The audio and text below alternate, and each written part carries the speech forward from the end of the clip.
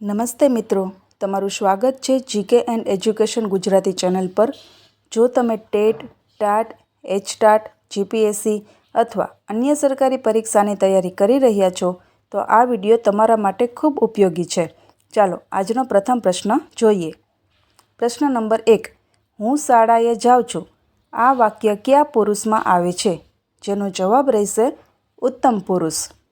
જેની સમજૂતી આ પ્રમાણે છે કે હું બોલનાર પોતાને દર્શાવે છે, તેથી ઉત્તમ પુરુષ છે. પ્રશ્ન નંબર 2. તમે પુસ્તક વાંચો છો. આ વાક્ય કયા પુરુષમાં આવે છે? જેનો જવાબ રહેશે મધ્યમ પુરુષ.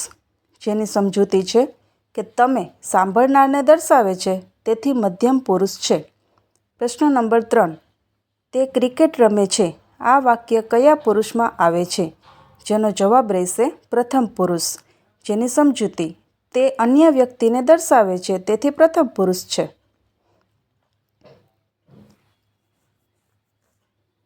પ્રશ્ન નંબર 4. રામ શાળાએ જાય છે. આ વાક્ય કયા કાળનું છે?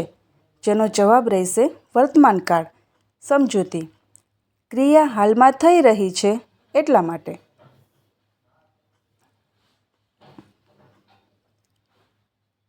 પ્રશ્ન નંબર 5. રામ શાળાએ ગયો.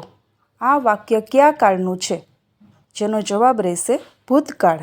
જેની સમજૂતી છે ક્રિયા ભૂતકાળમાં પૂર્ણ થઈ ગઈ છે, એટલા માટે તે વાક્ય ભૂતકાળનું છે. પ્રશ્ન નંબર 6. રામ શાળાએ જશે.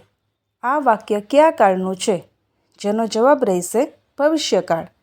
જેની સમજૂતી છે ક્રિયા ભવિષ્યમાં થવાની છે, એટલા માટે તે ભવિષ્યકાળનું છે. પ્રશ્ન નંબર 7. હું કયા પ્રકારનો શબ્દ છે? જેનો જવાબ રહેશે સર્વનામ. જેની સમજૂતી છે હું નામના બદલે વપરાય છે, એટલા માટે તેને સર્વનામ કહેવાય છે. પ્રશ્ન નંબર 8. અમદાવાદ કયા પ્રકારનો શબ્દ છે? જેનો જવાબ રહેશે નામ. જેની તે સ્થળનું નામ છે, એટલા માટે તે નામ પ્રકાર શબ્દ કહેવાય છે.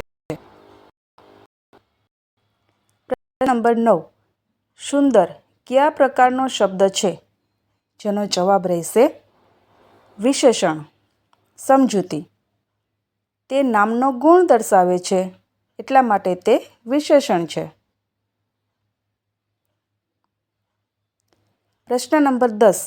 દોડવું કયા પ્રકારનો શબ્દ છે? જેનો જવાબ રહેશે ક્રિયાપદ. સમજૂતી તે કાર્ય દર્શાવે છે, એટલા માટે તેને ક્રિયાપદ કહેવામાં આવે છે.